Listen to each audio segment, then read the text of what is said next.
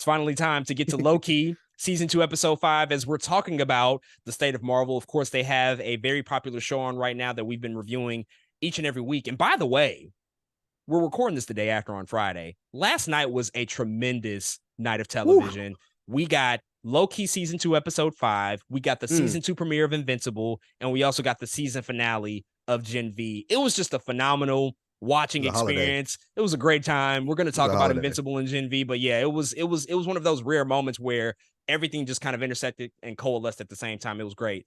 But let's get into season 2, episode 5. Episode 5 is entitled Science/Fiction. It's once again directed by Justin Benson and Aaron Moorhead. And so we'll dive into spoilers and all of our key thoughts about this episode and how it sort of relates to the finale. But before we really dive in, man, just want to start off with your big picture thoughts. How did you feel about episode 5 of Loki season 2? Man, I'm not gonna lie to you. This is one of my favorite episodes of like in MCU anything of television. I mean, I really think that we're cooking with grease in this episode here, man. Loki has, we've talked about at lengths how the kind of the nonsensical time travel plot stuff has kind of been the stuff not working for us. And I feel like this episode in its own way kind of made it not matter in the best way possible. And it really hit home with everything I think that was happening in the TV show. We get a lot of character development from Loki here. We get a lot of just cool time travel rule moment things, but we also get a lot of good performances acting wise, and everything just felt good to me. The score is fire. It looks good. Everything was so very polished. I think it made sense for the story that was being told. I really have like no complaints with this episode of Loki. At least I have something very small, but it's like that's for the spoiler part.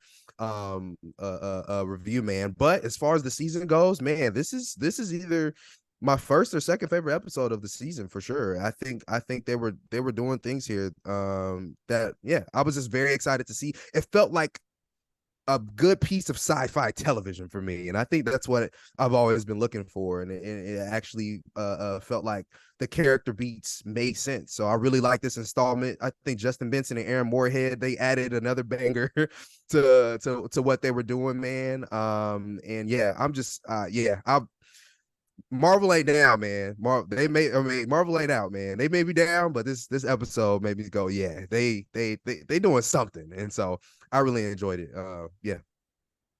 It was a wonderful episode of television, and it might be the best episode of Loki thus far. It was absolutely just amazing to witness the growth, the character development, the focus on story, and prioritizing that, and just how much they were able to achieve in these 48 minutes of this particular episode.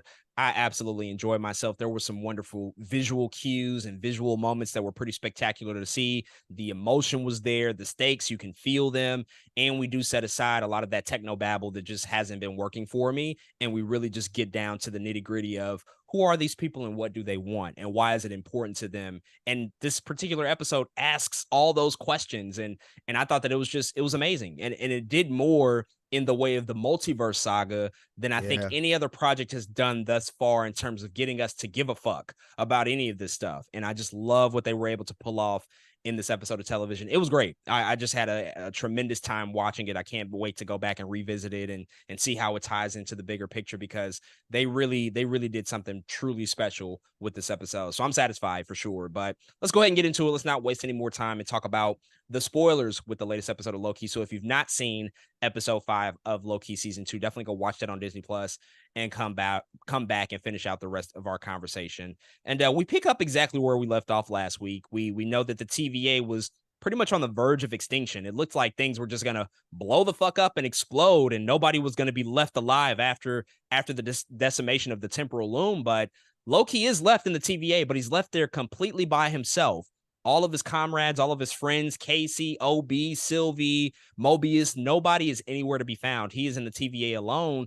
And we slowly but surely see that the TVA is starting to crumble. It's starting to spaghettify, which has been this constant visual motif that's been used to sort of reference just the destruction of timelines throughout this entire season. And so we see this time splitting that continues to happen with Loki. He's still having that problem, but he's also like seconds away from himself. The time splitting has gotten shorter and shorter, where he is literally seeing himself time split before his very eyes until eventually the TVA does eventually spaghettify and evaporate. And now we see that Loki is going across different timelines to where all of his friends and all of his fellow associates at the TVA are in their own respective timelines, because now they have gotten back to who they truly were before their minds were wiped and they became Mhm. TVA employees. And so before we talk about all the specific, sort of timelines and the branch timelines and what people were up to, how did this sort of this scene setter of putting us right back into this place to see that Loki was like the only survivor from this cataclysmic event, how did that set up the episode for you, and what sort of expectations did it create for the rest of the story and how it would play out? Yeah, man, I love how, of course, this TV show had been kind of turned into really ensemble, right? But we're here to really, go through the story of the titular character of Loki, and so I loved how they kind of dialed everything back and was like, okay, let's get back to Loki and what Loki wants to do and what Loki has going on. So I think I was just really glad to see them take the time out to give us again those character beats of just putting Loki in a situation that he had to get out of or that he had to figure out. And so I loved how all of it, man. I love how he was in peril. I love how he had to be honest with everything about the episode was really like, yes, this is about Loki. And I love how we're paying attention to that. So again, more than anything, that's what I think I appreciated. I think about the way they set this thing up, man. It's like, yes, these people matter. All of these characters matter. But really, at the end of the day, it's about Loki and his adventure and what he has going on. Let's get back to that. And they do that, plus adding the other characters too. And I was like, yeah, this is how it should be done. Yeah, it's actually about Loki this entire episode, which is, what you would want to see out of this show. But also I think what it did well was setting up the fact that this has now just become like a straight up time travel story. Like that's really what it's about. And you talked about those sci-fi elements that they really leaned into. And I think that started to really showcase itself here in these opening moments where you see him time slipping and you see that it's seconds apart. And then you see him going to all of those disparate branch timelines at random moments, seemingly across multiple eras. You're talking about the 60s and the 90s and the 2010s. Like now it's just like straight up time travel. That's really what it becomes about. And so I think by proxy of focusing in on Loki, they also focused in just like what the central conceit is about and how to solve this particular issue, because we see the TVA is evaporating before our very eyes. We know that other timelines have experienced a similar fate. How do we undo this? Mhm. Because the very event that occurred prior to this, they kind of wrote themselves in a quarter. We're going to destroy the TVA, and now we have to figure out a situation out. Well, they kind of did that, but they did it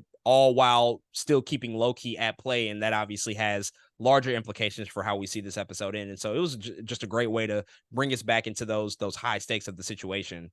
But then we do see him go across these multiple timelines, and they appear random at first, but we later find out that his time splitting and the places that he's going, these are places that he essentially wants to go because he has a connection to the people and to their real lives. And like we suspected, we do eventually get to see the real lives of all of the main characters a part of the central ensemble. We first go to Casey, who is a prison inmate at Alcatraz in San Francisco in the 60s.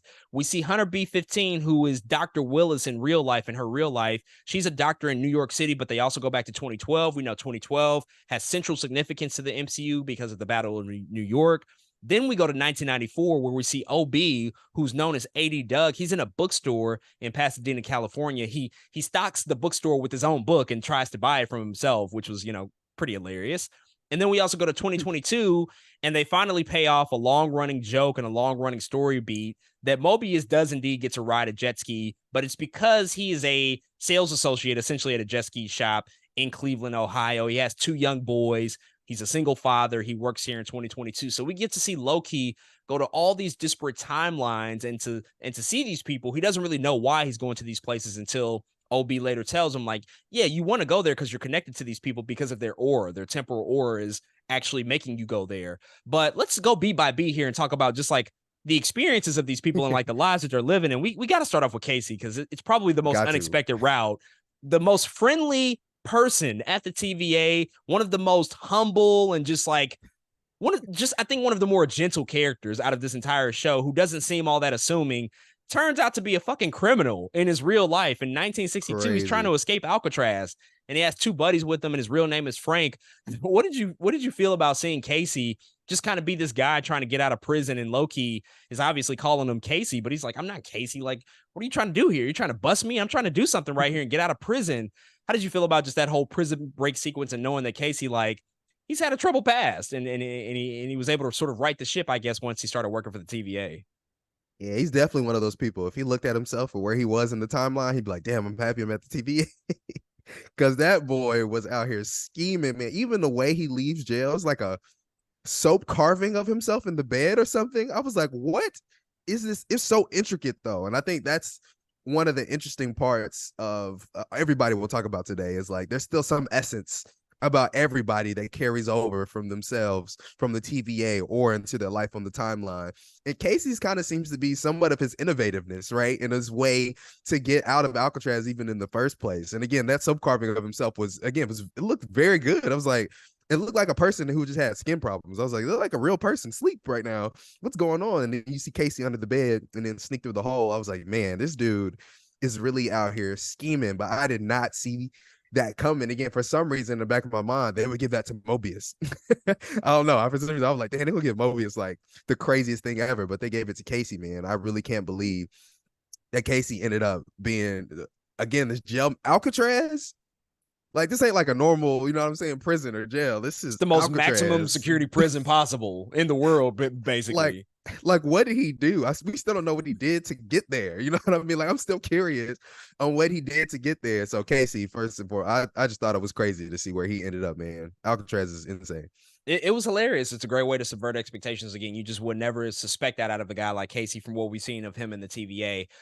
Also funny that his two partners were Justin Benson and Aaron Moorhead, who were his two escapees in, Yes. in the escape of Alcatraz. But it was great. I thought it was a great setup. It was also visually and tonally different than everything else. Like you get to go to the 60s and do something entirely different. Like Casey in the 60s at Alcatraz, like he got out of Alcatraz before Clint Eastwood did it in the 70s. Like that's a really cool thing that Facts. Casey he can hold that trophy over his head. But yeah, it does speak to his resourcefulness indeed. And I really enjoyed like the path that they took there, that he's like a thief and he can't entirely be trusted. He's the one guy that at first was probably the most trustworthy person, but now it's like Yeah. he's the exact opposite in his real life.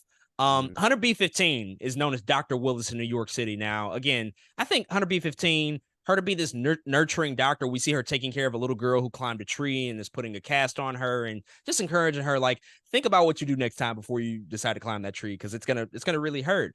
But it's also interesting that they decided to place her in New York City in 2012, which we know Mhm. is like one of the most pivotal events in MCU history, in the very city in which the cataclysmic invasion of the Chitauri happens. And so we don't see it. We don't see her in the Battle of New York, but I think that Right. they sort of imply here that she probably had a big role in helping people maybe who were injured and who were wrapped up in that ordeal. But what did you think about seeing Hunter B-15 kind of be this doctor who is a really calm, tender, just sort of nurturing person, live this really ordinary life in 2012?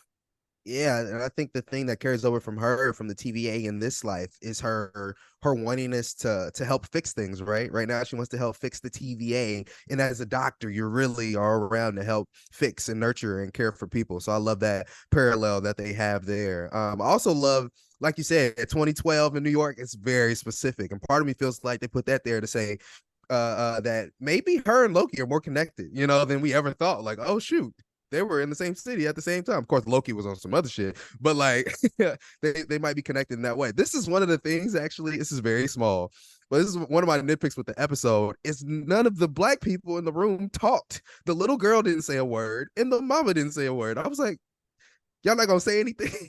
I just thought it was so weird. She was like, you're not gonna climb any more trees, are you? She's nodding her head no without saying anything. And then the mom just smiles and goes, I was like, what is going on here? Why aren't they speaking? Everybody else got to speak. I just thought it was funny. I was like, why?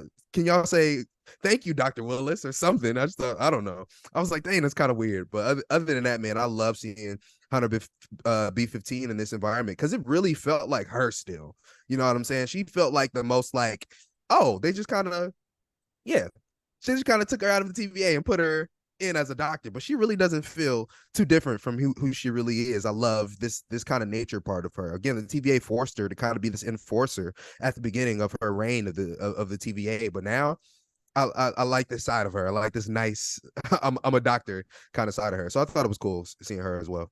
Yeah, I don't have much to add here. I would just say that I think this is one of the situations, and we'll talk about choices later, like people having the ability to choose like what their path is. But I feel like if she saw this of herself, she would want to choose to do this work, like instead of being at the Mm, TVA. Like she's Yeah. already helping people, and we see her trying to help people a lot and be that nurturer. And I think that she would see like, oh, she has real purpose here. And she's like a pediatrician. She's probably a child doctor, but that's like that's hugely important. People have like very strong relationships with those people, right? And she's Yeah. there. And again, the Battle of New York, we don't see it happen on screen, but I would largely suspect that she has a role in that. And she probably helped save people's lives potentially. And so I think she would absolutely probably want to go back to that reality for herself.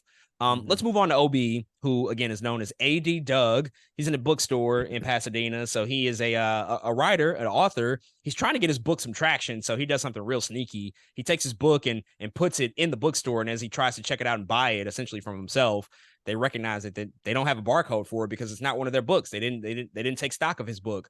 So we see OB still really leading the charge of being a thinker and an intelligent person, a scientist, somebody who's very much in the field of wanting to spread knowledge and information. And they have a joke later in the episode, which is really cool. Like, oh, so I did become a best-selling author once he sees that he's the writer and the person responsible behind the TVA guidebook. But what did you suspect about him once you saw this? This feels a little bit more closely connected than maybe some of the other characters.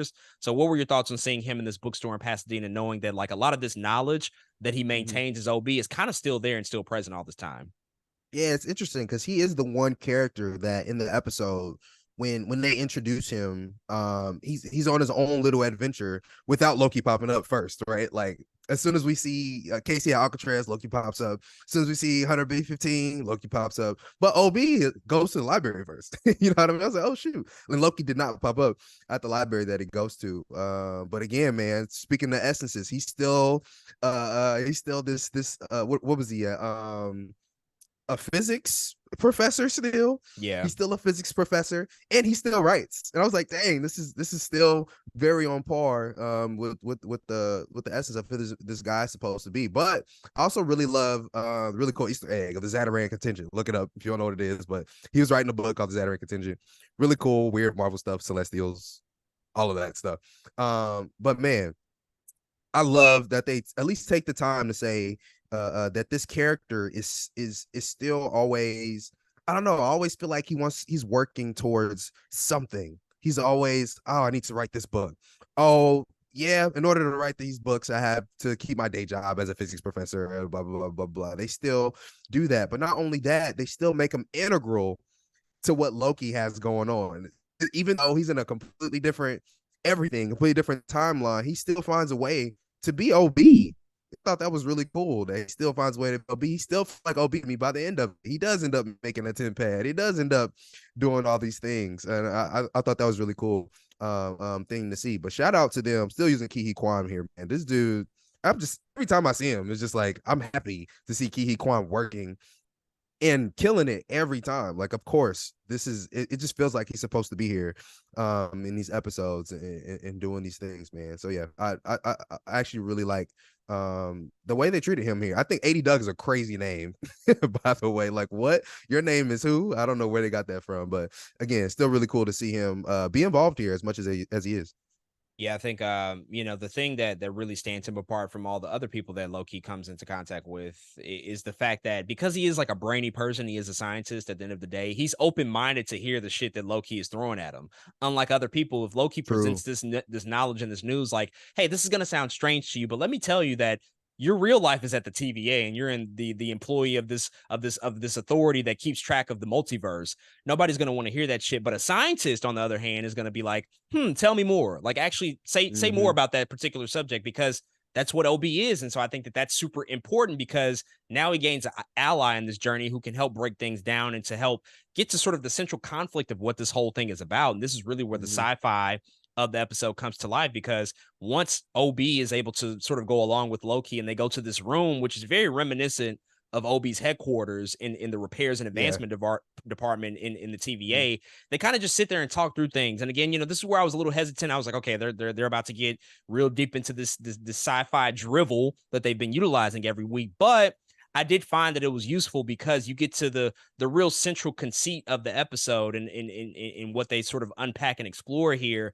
when they start to break down like, well, maybe it's not about when or where, it's about why. And they talked about, that's the difference between science fiction. Science is about, I Mm-hmm. believe he said science is about the what and fiction is about the why. And so they unpack this thought-provoking nature of science fiction and how they connect and how they're different and how Mm-hmm. this can ultimately solve the issue at hand. And so Obi starts to present some potential outcomes for what this might look like, and then Loki charges him with a mission to build a tent pad so that they can travel through time. So did this conversation work for you in terms of just like unpacking this really challenging, I think, concept to grasp, because it does get I think sometimes bogged down in way the story down. But for Mm-hmm. here, in terms of like moving forward into the next steps on how they can actually like recruit and get the band back together, it seemed like it was a pretty important and pretty pivotal scene before Loki could advance on to the final two in Obi and Sylvie. Yeah, I think I just like when the science makes sense, right? And if I like the idea that if Loki's trying to get back to this moment in time, he needs the aura of all those people. And the time he was at, I was like, oh yeah, that makes a ton of sense to me. And I feel like it doesn't all have to be like the super complicated thing, which they were making the throughput multiplier have to be. It was like, no, I get that. That makes sense. So I actually enjoyed it a lot. Again, I'm down to hear some science jargon if it's easy enough to grasp. A lot of times it does sound like mumbo jumbo because they're making it too complicated. But here, I feel like again, it was not only was it a little not dumbed down per se, but it's like yeah, that makes sense. Not only that, but it's like a whole callback. It works out by the end of this whole thing. You know what I mean? It all makes sense by the end of it, and especially when we get into Loki's character moments and it gets deep down. It's like oh, the science was used for a reason. I like when that happens, and so it worked for me. It really did, and I liked. There was another visual, right? The pens and the pencils were important. Like that was another visual of getting the band back together that OB80 Doug put together to make it make sense. It all worked for me, and again, I was appreciative that they took the time out again to again give us another somewhat visual cue to make all this make sense. Yeah, I think it just became a little bit more philosophical too. When you talk about like, well, what is science and then what is fiction and how are they connected? Like that obviously speaks to the episode in and of itself. But Mm-hmm. with the fate of Loki at the end of this becomes a little bit more philosophical about his purpose and his place and his story and what that means and how it connects to all these other people and why it's Exactly. important for him to find them and why it's important for him to be this constant across these multiple timelines and multiverses. Now we're getting to bigger ideas that again, it's Mm-hmm. all fiction at the end of the day, but the fiction has a purpose and the science also has a purpose that fuels the fiction. So that stuff all really worked for me. I actually enjoyed that conversation a lot. The last person we see, well, technically not the last, but the last like true new timeline that we see, because we do see Sylvie, but she's living like the same life we already knew her to live. It's Mobius, and it's Mobius at a jet ski shop in Cleveland, Ohio in 2022. So the most recent timeline compared to all the other characters, but he's also living that life that I think a lot of us sort of expected him to, or at least wanted him to. He talked about Mm-hmm. jet skis in season one. Everybody wanted to see him ride a jet ski. He kind of does. It's just jet ski in the shop. He's trying to sell these different parts and these different vehicles. Loki pops in. He's like, you're at the TVA, you're an employee there. He's like, oh yeah, you want an ATV? They have a nice little mix up there. But even more important, after we get past like sort of the initial shock of Loki seeing Mobius's fate, we also find out that Mobius is a single father and he's raising two boys and he's living in a suburban neighborhood, and that's really really important to him. That's actually I think a pretty satisfying life probably for that particular character, because as Loki is trying to convince him to leave to embark on this mission to help save the TVA, Mobius continues to go back to his boys like, I can't leave my boys here, like I cannot do that to Mm-hmm. them, like that's not. And so I think it's just like natural and reasonable to suspect that if Loki were able to see this, or excuse me, if Mobius were able to see this life of his as we knew him as Mobius, like if we had that experience of him going to Cleveland to see that he had a family with two boys, he would absolutely choose that life. That would devastate him that he was taken Yeah. away from those two kids. So how did that impact you emotionally to see that he was so connected to him, that he was so hesitant to even embark on this mission, that it was really a challenge and probably the most difficult challenge of anybody of Loki to convince Mobius that he needed to come back to the TVA to ultimately save the timeline. Man, what it's just good writing, I think. And giving us exactly what again, Mobius thought might be true. And he's not afraid. He wasn't afraid of anything bad. He was only afraid of something good. And I think having a family, having a job is something good. Though his kids are chaotic, man. They set stuff on fire, running away. I don't know what's going on there.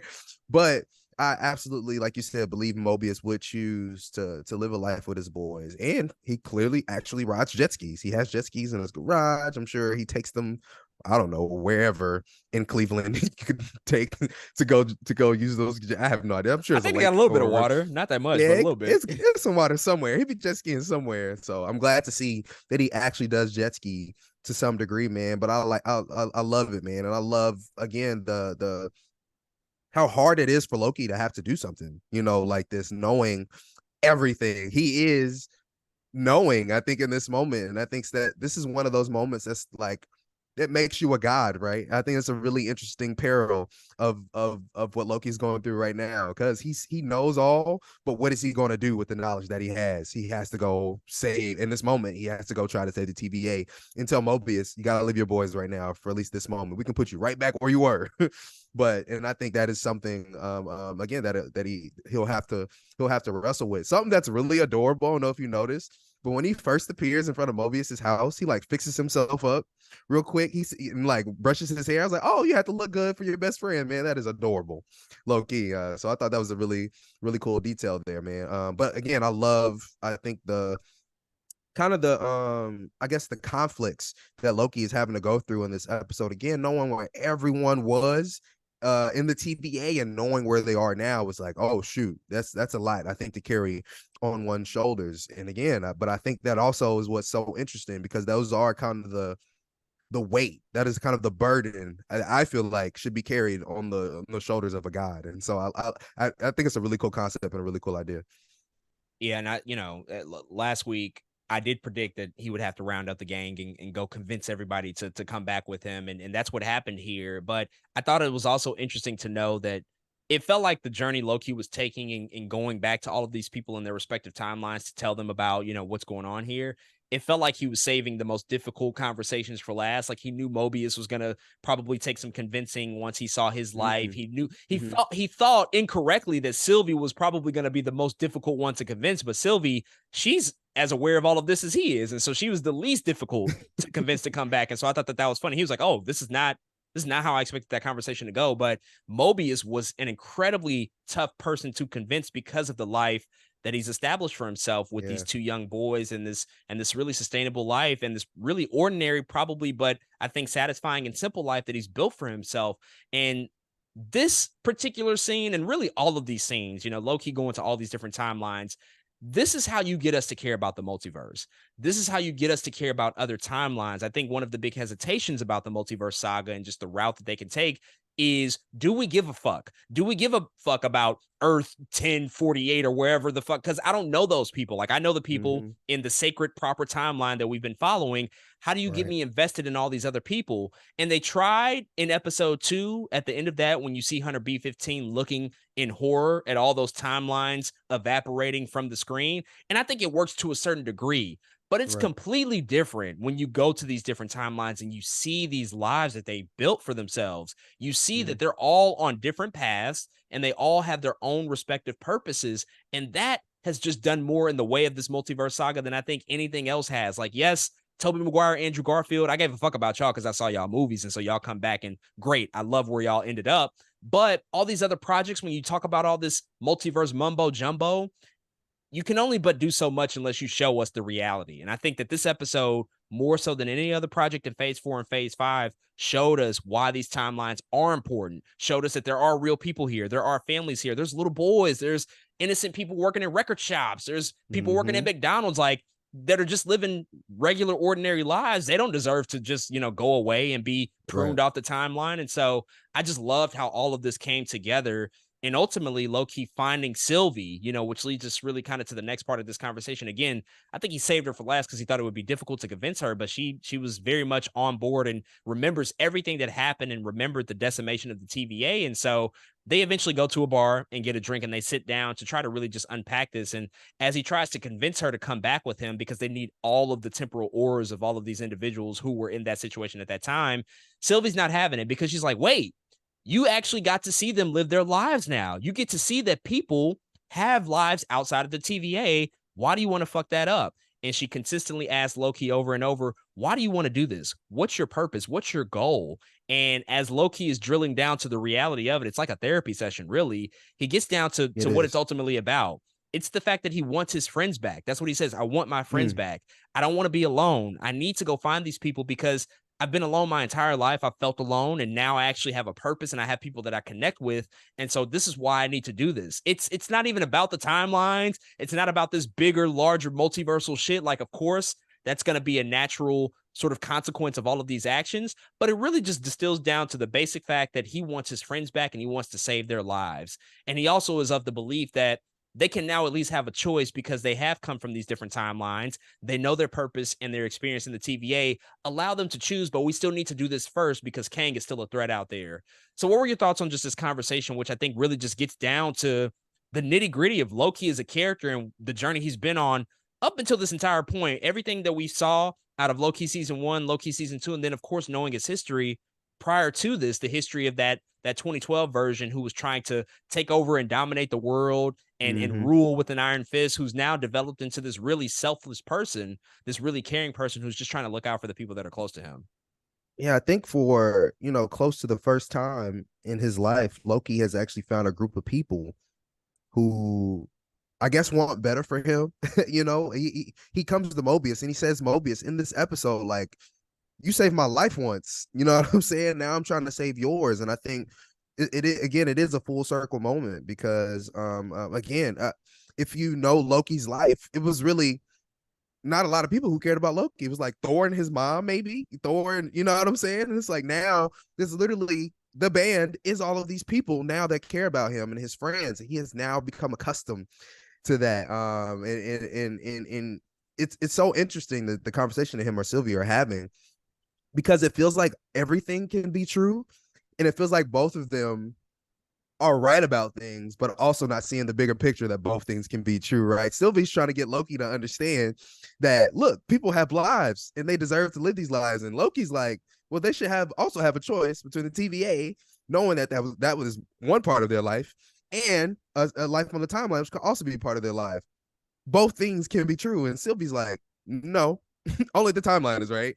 And Loki's like, oh, only the choice is right. And yeah, no, it's just so interesting that Sylvie gets him to buy in completely that he's like wrong in that moment just because he had a breakthrough for himself. I think that's really interesting. Because I do like the moment Loki's like, you know what? That is, I do just want to save my friends because I don't want to be alone. And Sylvie is right in that it is selfish in a way, right? I want my friends, but it's also selfless wanting to give them a choice. And yeah, I don't know. It's like really complicated and convoluted when you think about it. But it also this situation isn't that simple. And I hate that it takes Sylvie for a whole record store to kind of go disappearing to see the urgency that Loki was trying to move with. You know what I'm saying? Like it should not have to happen for her to understand that. But again, I understand all these perspectives and I understand where everyone was coming from. It's like y'all are both right about separate things. I wish I could both like come together and understand that both of y'all are right. Y'all just need to see the bigger picture. And again, Sylvie finally sees the bigger picture after a piece of her reality gets stripped away from her, something that she clearly likes to do, that she clearly has done multiple times. She's very local. The bar guy knows her name. The record guy knows her name. And now they're all disappearing in front of her. It takes her a minute to realize it, but again, at least it happens at some point. Now my only question is, does she remember all of the things that go down after when we see what what Loki can do? But man, I think that's a really important conversation, like you said, from everything Loki story coming up to this point. But yeah, it's really good conversations being had.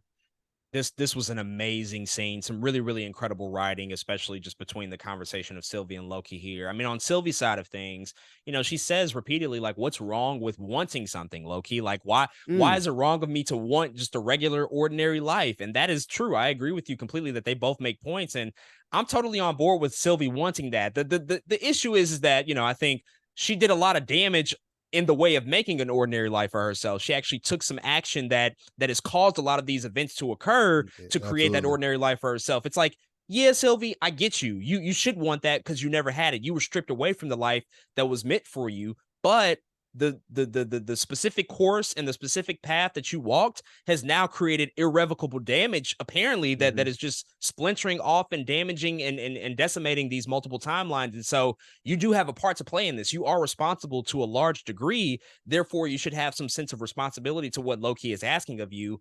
And then on the other side of it, this whole conversation really crystallizes the fact that for me, this is the best version of Loki that we've seen in the MCU by far. This is absolutely far and away his apex of a character in this entire arc from the multiple versions that we've seen of him, because now more than ever, I think we realize that he has become his own person. He's no longer connected to Thor or his father or even his Mhm. mother. He has truly grown into who he is supposed to be in his own person. He's realized that he's meant to be somewhat of a hero as opposed to being a villain this entire time. He realized that his villainous ways and the path that he walked is something that he felt like he had to do because of where he came from.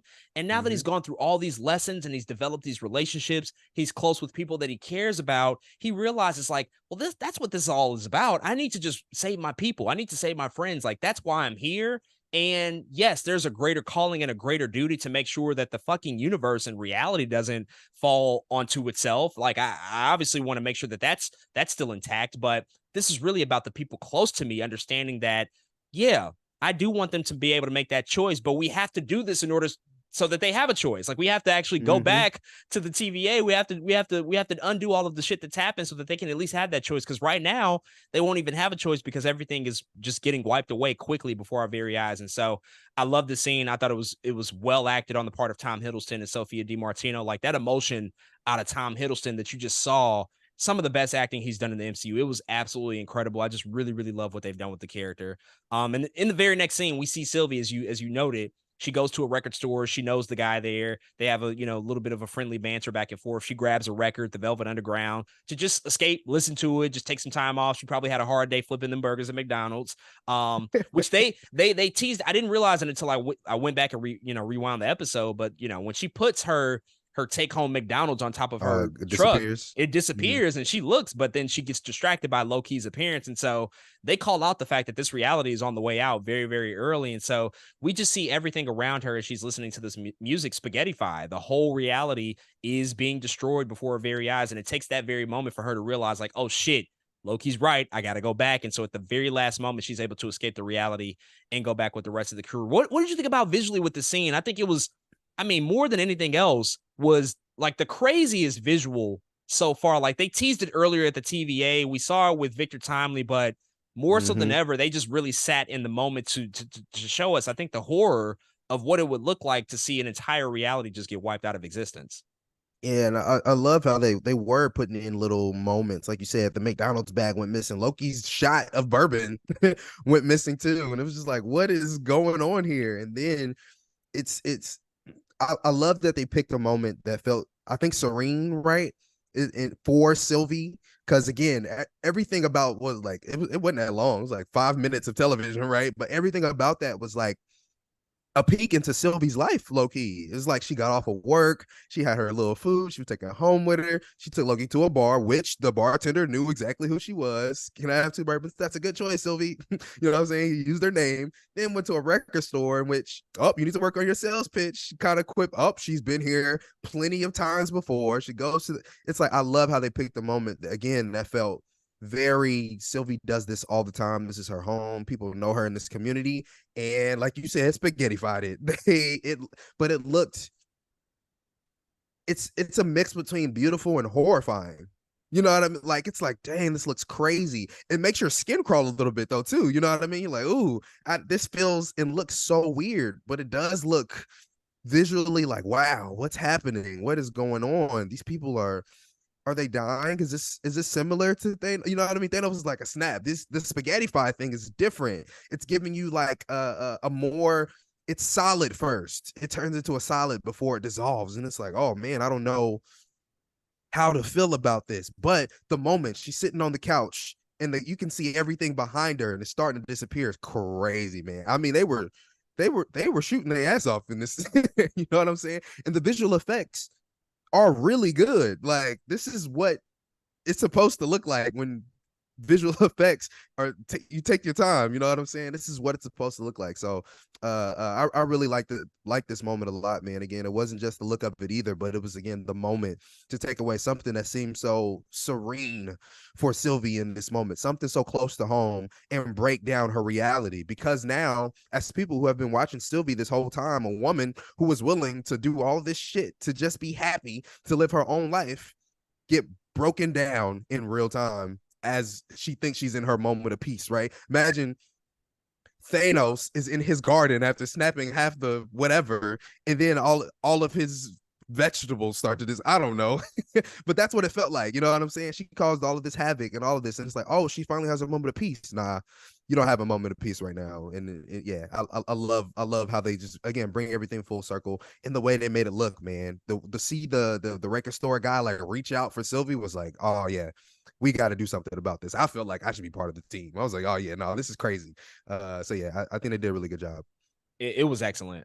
This was probably my second favorite part of the episode. The favorite part is coming up next, but my second favorite part of the episode where it's just like, wow, visually, you just have to sit here and experience this. We're not going to escape it. We're not going to cut away to another scene. Like you have to live with what this is going to feel like and what this looks like. And it is just horrific and beautiful all at the same time. I will say for me, it's just like pure horrifying. Like just to see something like this, I'm just like, yo, this is wild to see just an entire reality go away in this manner. And it's really shocking to know that you can't really do anything about it. It's just the nature of how things have gone. But to see Sylvie in that place of serenity, and then it's all of a sudden interrupted by this quiet chaos because it's very quiet. Nobody's screaming. There's not mass hysteria. It's a very, very quiet moment. It's Mm-hmm. also drowned out by the music for a large portion of the scene until she ultimately realizes what's happening here. But they killed this. They absolutely killed this. I just love how it was all Yeah. visually brought to life, and it reminds you really of Infinity War, that hopelessness that you feel when you just can't do anything about what's happening around you. Like this is happening, and there's no way to combat this. There's no solution for it. And really, Sylvie, the only thing that saves her is the fact that she has a temp pad and she can kind of go anywhere she wants to. But that does bring it to the next scene in the closing of this episode, and we see that they have just essentially run out of time. And the same thing that was happening to Sylvie's reality is now happening to the very same reality that Loki has brought everybody to. And they all start to spaghettify away. They all start to slip through his very fingers. And he's the only one that's not going away at this particular moment. But you see Mobius slip away. You see Sylvie eventually slip away, who I think presumably we probably thought that she wouldn't have been affected by that, but she absolutely is. We see Hunter B-15. Everybody is just going away again, recreating that sense of hopelessness from an Infinity War, and just that pure like urgency, but the fact that you just can't do anything. It's just like you have to sit there and watch it all unfold. Your friends essentially die and get wiped out of existence before that sense of dread. And I think that sense of loss overtakes Loki so overwhelmingly that he's able to figure out how to control the time slipping, which is very much a Mm. callback to earlier in the episode because OB had suggested, like, well, maybe you can control it. Maybe it's really about that. And that's what happens in this moment. He's just so grief stricken by losing his friends. He's able to figure out a way to control it. And we see just a crazy scene that just like sent chills up my spine when he realizes what he's done. He said, I figured out time slipping. It's not about how, it's not about why, it's about who. And then the very next scene, we see him go back in time to the very moment right before the temporal loom explodes. And so, what were your thoughts really just about seeing this whole final sequence unfold and just knowing now Loki has a pretty tremendous power on his hands Yeah. is I think what they're trying to tell us with the scene. What do you make of it? What do you think it sort of implies as we move ahead? Poetry. This episode is poetry. I don't think y'all understand. This episode is actually poetry, man. You were talking about, how Loki has become his own person, right? Sylvie asked him, like, it's okay to want things. And Loki, in this new version of him, in this post 2012 New York version of him, now he has friends. He's not attached, like you said, to Thor. He's not attached to his mom or his dad. He's trying to make a name for himself. And up until now, he's been known as the god of mischief. That is what he is known to be. That is what Brad was talking about when he was interrogating him in there. Was like, everything you touch it turns to shit. You are here. They told him in the beginning of the TV show, Loki, was it episode 1? They told him everything you do and everything you touch, you cause havoc. People lose things because of you. People die because of you. And you're People, destined to lose. and you're destined to lose. Everything you do, you lose. And he even asked Sylvie at one point, are we always destined to lose? Is that what Loki is? Until now, my boy can time slip. I don't think y'all understand. My boy can time slip and pretty much rewrite anything he has ever done, making him no longer the god of mischief, but potentially the god of stories. Come on, bro. What? What? Get out of here. The god of stories? Oh my god. Somebody put it in a video game. It feels like I'm playing God of War all over, man. Because this is it. Like, this is exactly the kind of stuff I think I was looking for in a TV show like this, man. This is the poetry that I'm talking about. And now it being about the Who creates a whole nother different kind of everything, I think, for what we're looking for in this character. Loki, sure, he's still a god. Sure, he still has all those trickster powers, but he can use now not only his new time ability to get to who and wherever he wants to, but he's able to rewrite some of the stories that may have turned out worse. You know what I mean? May have turned. This is an example of his godliness evolving. To me, in my mind, he doesn't have to be the god of mischief. Saying he can now rewrite the story and become the god of stories is it. That's now the Loki arc that I love and that I'm looking forward to of them breaking down, man. I thought it was great. 10 out of 10. Whoever they wrote this thing, they are writing this thing. I don't know what's gonna happen in episode 6, but I need this kind of, I think, revelation, this kind of science turned into realization, into story beats. I needed to continue because this is exactly what I was looking for. Again, poetry. That's all I'm looking for most of the time is how can you tell me, give me a poem in a story, and this is it. Loki, they just did it, man. I absolutely loved it. Yeah, no notes. This was fucking No epic, and notes. it sent chills down my spine. It's not about how, it's not about why, it's about who. I can rewrite the story is Whew, just a hell of a line to utter at the whew. end of your penultimate episode. It was beautiful. It was great, and it set up and really set in motion, I think, everything that we'll see next week, and it also just makes all of this make so much sense in terms of the grander story that they are telling with Loki and the journey that he has been on. It's more than just about villain to hero or villain to anti-hero, whatever you want to consider it. It is literally about him finding his own path and his own identity, which has largely been devoid of him as a character in the MCU. It's always been in relation to other people. He's always been connected to others like Thor. Thor's always gotten the glory, you know, and I think that Mm-hmm. the beauty of having a show like Loki is that we don't need Thor here because there is so much there that you can do with Loki on his own to forge his own path, in which you don't need a Thor or Odin or Asgard. Like, this stuff is just going beyond that and taking him into entirely new directions. It was magnificent to see the episode in this way and to see him be able to control that power and to control the time slipping and now be able to go anywhere. He doesn't need a temp pad. Like, he has a power far beyond what a temp pad can even achieve. Because I mean, Mm-hmm.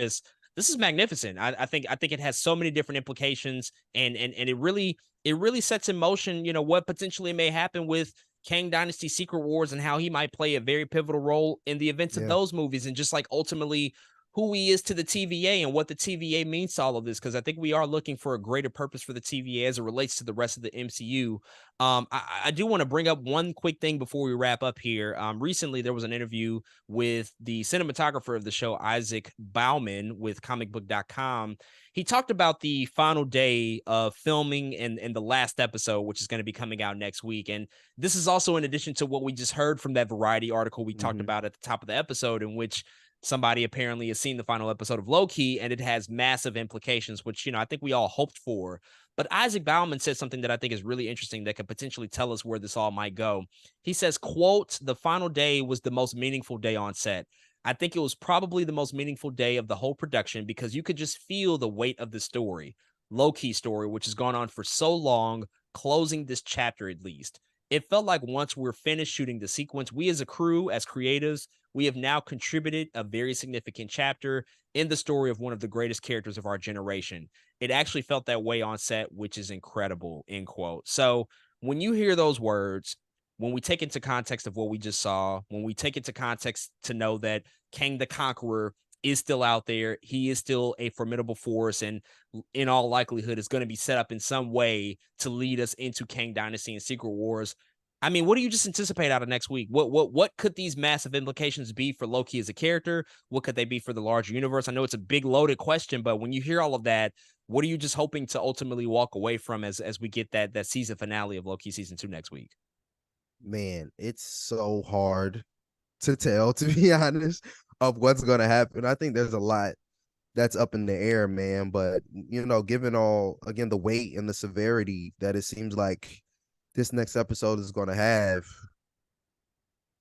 so even though Loki kind of just won, somebody got to lose. You know what I'm saying? Like, there has to be an L somewhere in order to set up and make this feel the way I think they're making it feel. And I don't know exactly what that looks like. I don't know what happens to the TVA. We know the TVA is gonna at least be around in some capacity, right? Given what we know again about Deadpool and some other stuff. But something and somebody one has to lose, I'm not sure. I'm really not. Usually I would have a theory. Usually I would be like, yeah, I think this thing is gonna happen. I don't have a lot of that for you because it feels so open ended. And the only thing I do know is, like you said, they are setting up this whole Kang thing. Maybe that's where the answer lies and what they do with Kang. And I think maybe that is like I don't know. I think the way they're rewinding all of this and having Loki kind of appear back in the TVA is this the moment before Victor Timely goes? You know what I mean? And are they about to do something with Victor Timely to paint him as the big bad? You know what I'm saying? Like, I really don't know exactly where any of this is going. It's hard for me to tell, but I'm excited to watch it. That's all I know. Yeah, really all I could hope for is a really satisfying payoff with Loki as a character. I mean, we don't know if there's going to be more seasons of this show. I have a strong suspicion that this is it for Loki as a show. I think it was Yeah. probably always destined and designed to be a 2 episode, or excuse me, a 2 season sort of story, because they do have bigger things to deal with as it relates to Avengers movies that are on the horizon. And so that'll perhaps be the next time that we see him. But that being said, if they are able to close out this particular chapter and make it a satisfying conclusion while also still making sure that Kang as a threat is still very much a presence that we feel, then that's the success, I think, ultimately. And I think there's Mm-hmm. still a lot at play. There's a lot that they have to cover with other characters too. Like, we have to figure out what's going to happen with the fate of these other characters like Mm-hmm. Mobius and Casey and OB. Like, will they stay at the TVA? Will they choose their other lives? It's probably going to be a split. I think people are going to make their own decisions. Ravonna Renslayer, Miss Minutes, they're still out there and still in play. And so how will they come back into the foray? And then, of course, the other variants of Kang the Conqueror, now knowing that we've lost three. We've lost Kang from Quantum Mania. We've lost He Who Remains. We've lost Victor Timely, at least for now. I mean, Loki can time slip and time travel, so perhaps Victor Timely will be back. But where do these other variants come into it? When do they make their presence known? And will they cause chaos and wreak havoc on whatever this new TVA is that's going to be established? And so Mm-hmm. that'll be very interesting and very curious to see. So there's a lot of questions. One thing that I did think about, it's probably unlikely because it might be a bit of a backward step, but I had thought about, like, well, what if Loki becomes like a He Who Remains himself? What, that whole quote about it's about who, that kind of stood out to me. Like, well, what if he's like a version of that? What if he is somebody who is controlling time, but he's doing it with more of a good heart, more of the good intentions at Mm. play, because he's seen what's happened with the He Who Remains. He knows that that's been a bad path, and maybe that's too much power for one person to wield. I think that was kind of the point of He Who Remains, that he was just too powerful. But I don't know, maybe Loki steps into that role or some sort of similar role to where he is overseeing all of time, and that becomes, as you said, the God of Stories sort of path that we've walked with Loki, that he has a bigger purpose and a bigger calling that way. And we can see Yeah. how that sort of relates and connects to other Avengers and movies, and eventually whatever those two sort of climactic and concluding movies of this saga may look like. But we'll certainly have to see, and of course we'll be back next week to talk about it. But folks, those are all of our thoughts on episode 5 of Loki season 2. If you've checked out this episode of the Disney Plus series, definitely hit us up and let us know what you think.